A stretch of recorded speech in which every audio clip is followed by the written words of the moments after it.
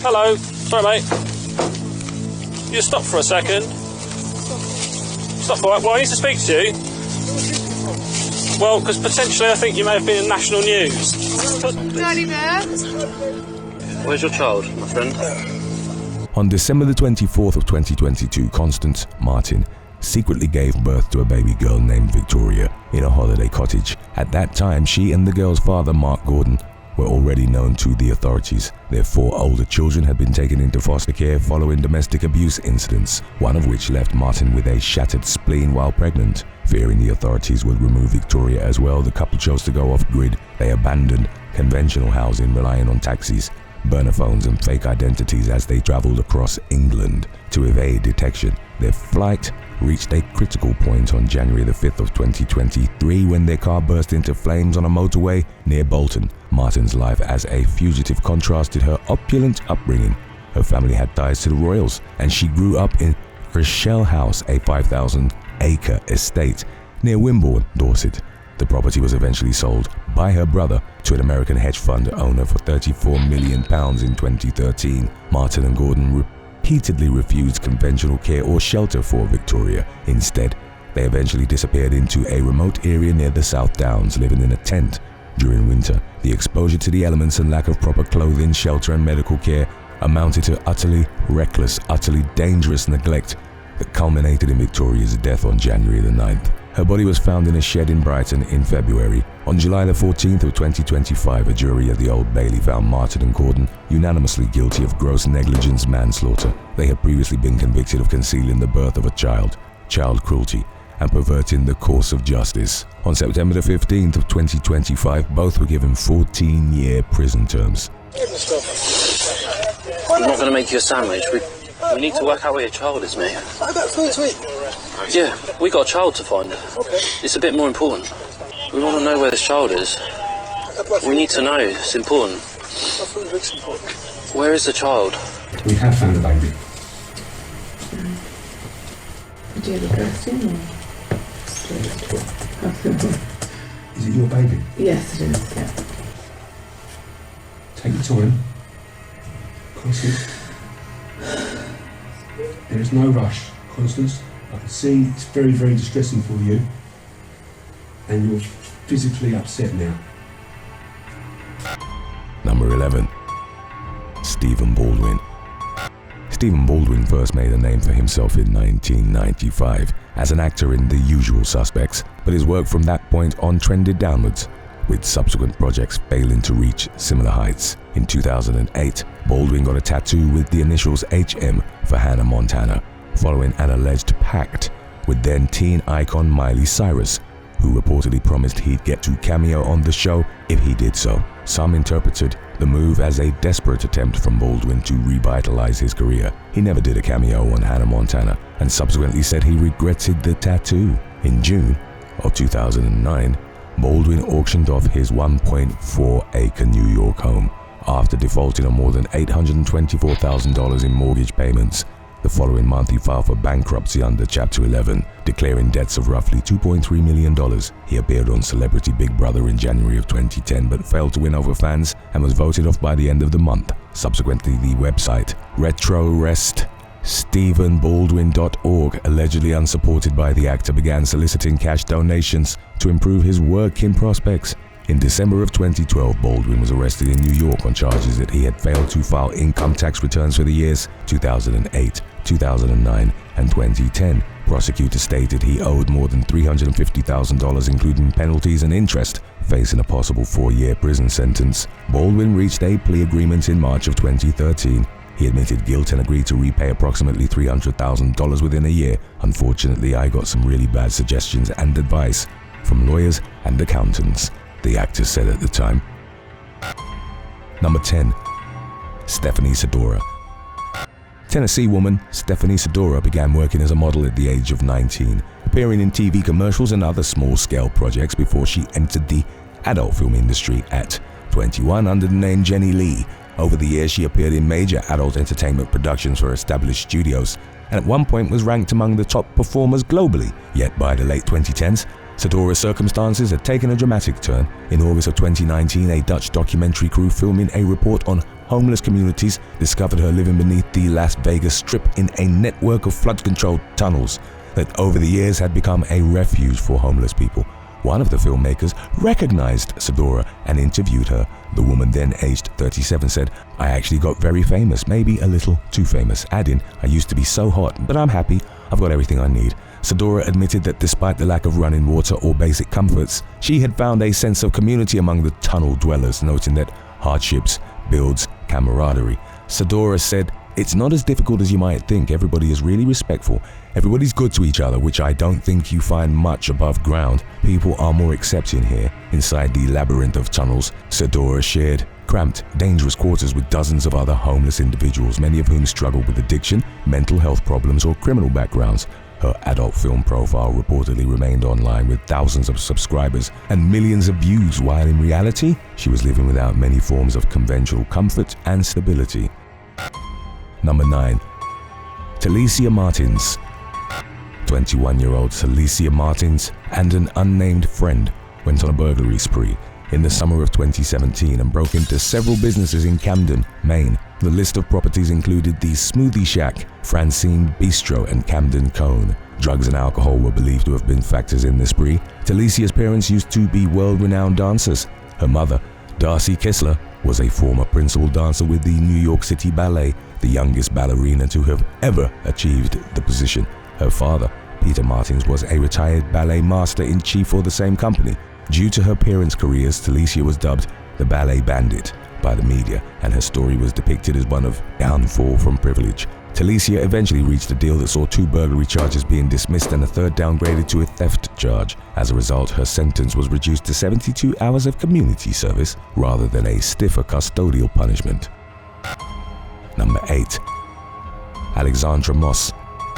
Australian woman Alexandra Moss, granddaughter of fashion magnate Sandra Moss, was once considered the it girl of Sydney's east suburbs. However, her life spiraled into a vortex of destruction after she developed an expensive cocaine addiction. She eventually turned to escort work and drug dealing to fund her habit. Between December of 2020 and April of 2021, she sold at least half a kilo of cocaine, GHB precursors, and cannabis, among other drugs. Moss was arrested at her Rose Bay home in April of 2021, whereupon she was found to be in possession of various drugs as well as cash and handwritten ledgers pertaining to her sales. A search of her phone made life fairly easy for the police, as she documented her crimes extensively. Among the incriminating photos was one of her holding 2 massive bags of cannabis, with her face clearly visible in the middle, and conversations regarding drug sales were also recovered from her device. Moss pleaded guilty to 3 drug-related charges and stated in court that she was ashamed and disappointed in herself. She referred to the arrest as a wake-up call, stating, "I believe if I didn't get captured that day, I would have overdosed." In April of 2023, she was sentenced to the maximum of 4 years and 4 months, with a non-parole period of 23 months. Number 7. Adriano. At the age of 18, soccer prodigy Adriano Light Ribeiro, better known simply as Adriano, made his debut for Brazil's national team. He was a contemporary of icon Ronaldo Nazario, and many felt he would succeed him in becoming a superstar of the sport. Adriano achieved the best club results in Italy, winning 4 league titles with Inter Milan. During his peak performance years in the mid-2000s, he was one of the most feared strikers in the world. His love for the sport gradually dwindled following the death of his father in 2004. To cope with the loss, Adriano began drinking heavily on a daily basis and partying regularly. He would show up drunk to training. His performance on the field declined and he eventually had to leave Inter. "I drank everything I could get my hands on. Wine, whiskey, vodka, beer. I only felt happy when I was drinking," Adriano recalled. The man, who the Italian soccer fans dubbed the Emperor, played the last lengths of his career in Brazil before retiring at the age of 34. He eventually returned to the favela where he'd grown up, in Vila Cruzeiro, Rio de Janeiro. Photos began circulating on social media of him in states of intoxication on the favela streets. Although financially stable, his fortune was a far cry from his playing years. In a 2024 article titled "Letter to My Favela," Adriano exalted the simplistic beauty of life in Vila Cruzeiro, where he said he felt his father's presence. He revealed that he was still drinking every day, writing, "I don't like giving explanations to others, but here's one. I drink because it's not easy to be a promise that remains in debt." Number 6. Truong My Lan. Vietnamese woman Truong My Lan rose from humble beginnings selling cosmetics at a market in Ho Chi Minh City to found the Van Thing Phat Group, or VTP, which grew into a real estate empire. From 2012 until her arrest in 2022, Lan covertly controlled Saigon Joint Stock Commercial Bank, or SCB, Vietnam's largest bank by assets. On paper, Lan held only a small share, but in effect, she controlled over 90% of the bank through a network of shell companies and proxies. Through SCB, she authorized thousands of loans to dozens of ghost companies, many of them under the VTP umbrella or otherwise linked to her associates. It enabled her to siphon off a staggering fortune, estimated at around $12.5 billion. In 2022, that figure accounted for roughly 3% of Vietnam's total GDP. When factoring in bad debts, lost deposits, and broader financial collapse, prosecutors estimated the total damage of Lan's fraud at $27 billion. To hide the illicit activities, Lan and her inner circle allegedly bribed state and banking officials, including handing out what prosecutors described as the largest ever recorded bribe in Vietnam, $5.2 million. Cash withdrawals and transfers were reportedly carried out via middlemen, moving colossal sums from the bank to Lan's companies and private holdings. The sheer volume of the theft highlighted the case as the largest corruption scandal in Southeast Asia's history. On April the 11th of 2024, Lan was found guilty of embezzlement, bribery, and banking regulation violations. She was sentenced to death and ordered to repay massive sums. In June of 2025, the sentence was commuted to life behind bars after Vietnam abolished the death penalty for embezzlement, drug trafficking, and several offenses against the state. Number 5. Lauryn Hill. On May the 6th of 2013, Lauryn Hill received a sentence of 3 months in federal prison, followed by 3 months of home confinement and 1 year of supervised release. After pleading guilty to 3 counts of failing to file U.S. federal income tax returns, court documents show that between 2005 and 2007, Hill earned roughly $1.8 million. The sum was part of a broader total income of approximately $2.3 million, spanning through 2009, but she didn't file the required tax returns for those years. By the time of sentencing, she had made a lump sum payment of about $970,000 to cover federal and state taxes, penalties, and interest. Hill had emerged as a defining voice in 1990s hip-hop and R&B, first as a member of the Fugees and then as a solo artist, achieving global acclaim with the 1998 release of The Miseducation of Lauryn Hill. Throughout her career, she won 8 Grammy Awards, the most ever for a female rapper. Hill gradually withdrew from the entertainment industry in the early 2000s, later stating that she went underground to protect her family's safety from pop culture's climate of hostility, false entitlement, manipulation, racial prejudice, sexism, and ageism. During her sentencing hearing, Hill explained that her decision to stop filing returns occurred during her self-imposed exile. According to her, she'd intended to rectify her tax obligations at some point, but during the hiatus, she lacked the means to earn in a way that wouldn't compromise her family's welfare. Despite full payment of back taxes, the court imposed incarceration. Number 4. Amir Hossein Maghsoudloo. On January the 19th of 2025, an Iranian appellate court overturned a prior 5-year prison sentence for artist Amir Hossein Maghsoudloo, better known as Tattoo, and sentenced him to death on charges of blasphemy. The new verdict came after what prosecutors and local outlets described as a pattern of offenses, including dissemination of propaganda against the Islamic Republic, publication of obscene content, and obscene artistic output. Tattoo was among the first rappers on the Iranian underground hip-hop scene and also the first R&B performer to sing in Persian. Through his open dialogue toward politics and social aspects of Iran's youth, the heavily tattooed musician became one of Iran's most famous and controversial artists. He simultaneously attracted a legion of loyal fans. At his behest in 2019, fans broke the record of the most commented post on Instagram with 18 million comments. 2 years later, in a similar occurrence, his YouTube video for the song Yesaram Bima Bizan reached a record-breaking 19 million comments. Tattoo left Iran in 2018 and settled in Istanbul after repeated clashes with the authorities over performances and artistic restrictions that were rooted in the country's morality laws. In December of 2023, Turkish police extradited him to Iran, and he remained in detention until he was sentenced to death. His case drew attention partly for the severity of the punishment, but also for the fall from fame, fortune, and cultural relevance to a doomed fate determined by religious law. Number 3. Tom Sizemore. In the late 1980s and early 1990s, Tom Sizemore established himself as a reliable supporting actor in crime and war films. His early roles in Born on the 4th of July, True Romance and Natural Born Killers led to higher profile work, and by the late 1990s, he was appearing in large-scale productions backed by major studios.